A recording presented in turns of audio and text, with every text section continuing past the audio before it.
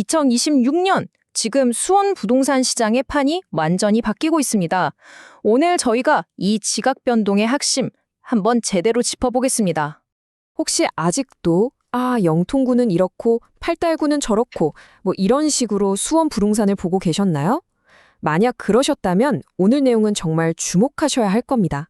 왜냐하면 2026년 수원에서는요, 그런 전통적인 행정구역 의미가 없어졌습니다. 시장이 완전히 새로운 규칙으로 움직이기 시작했거든요. 오늘 이야기의 가장 중요한 키워드, 바로 초양극화입니다. 이게 무슨 말이냐면요. 똑같은 수원인데 어떤 아파트는 막 신고가를 찍으면서 달려가는데 다른 아파트는 거래 절벽에 꽉 막혀버리는 거예요. 말 그대로 도시 하나에 완전히 다른 두 개의 시장이 생겨버렸다는 거죠. 자, 그럼 이 새로운 시장을 이해하려면 새로운 지도가 필요하겠죠? 이건 더 이상 지리적인 구분이 아니에요. 오직 가격이라는 아주 냉정한 기준으로 그려진 새로운 지도입니다. 이 표를 보시면 아주 흥미로운데요.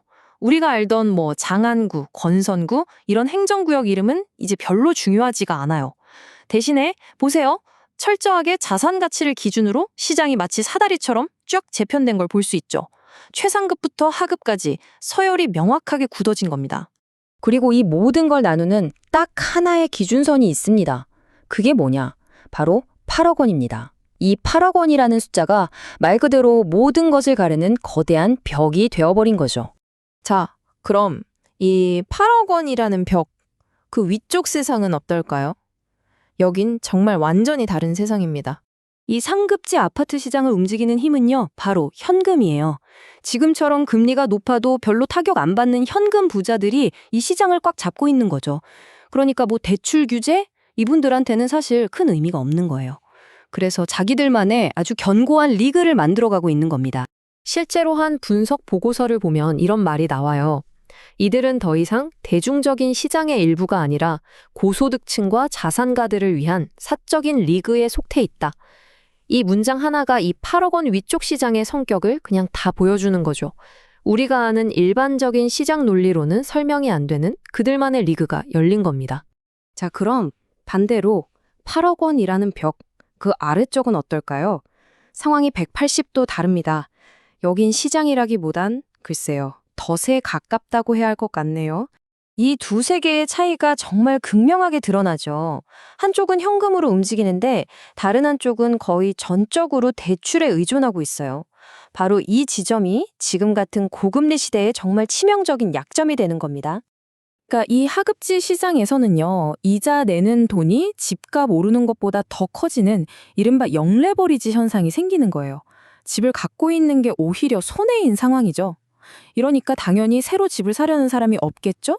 시장은 꽁꽁 얼어붙고 결국 버티지 못하는 매물들이 경매로 나오는 그런 위험 신호들이 자꾸 늘어날 수밖에 없는 구조인 겁니다. 그런데 여기서 끝이 아닙니다. 이 양극화에 기름을 붓는, 이 격차를 더 극단적으로 벌려놓는 거대한 외부 요인이 하나 더 있어요. 바로 공급 절벽입니다. 이 그래프를 한번 보세요. 신규 아파트 공급량이 말 그대로 뚝 떨어졌죠.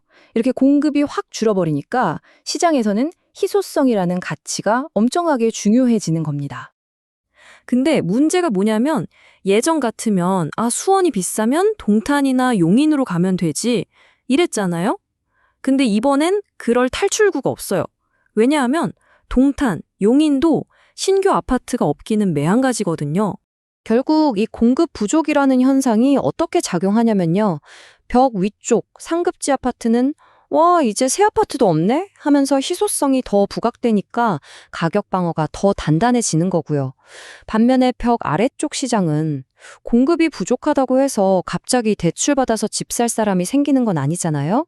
그러니까 아무런 도움도 못 받고 오히려 격차만 더 벌어지는 양극화의 골만 더 깊어지는 결과로 이어지는 겁니다. 자, 그렇다면 이렇게 완전히 둘로 쪼개진 시장, 이 현실 속에서 우리는 특히 수원시장을 보고 있는 분들은 어떻게 해야 할까요? 핵심은 이겁니다. 아무거나 사두면 오르던 시대는 끝났다. 이제는요, 외부 충격이 와도 꿋꿋하게 버틸 수 있는 자산만이 살아남는 그런 시장이 된 거죠. 그래서 전략은 아주 명확해집니다.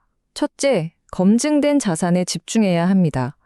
그러니까 시장이 흔들려도 강한 저 8억 원 이상의 중상급지 아파트를 봐야 한다는 거고요. 둘째, 이자의 덫을 피해야 합니다. 단순히 가격이 싸다고 섣불리 어설픈 하급지를 매수하는 건 지금 같은 고금리 상황에서는 정말 위험한 도박이 될 수 있다는 거죠. 결국 싼 가격이 아니라 퀄리티, 그리고 위기에 버틸 수 있는 힘을 최우선으로 봐야 한다는 겁니다. 자, 오늘 이야기를 마무리하면서 마지막으로 이런 질문을 던져보게 됩니다. 지금 우리가 보고 있는 이 수원시장의 양극화, 이 거대한 격은 과연 일시적인 현상일까요? 아니면 앞으로 수원의 사회 경제 구조 자체를 영원히 바꿔놓을 그런 거대한 흐름의 시작일까요? 여러분은 어떻게 생각하시나요? 한번 깊이 고민해볼 문제인 것 같습니다.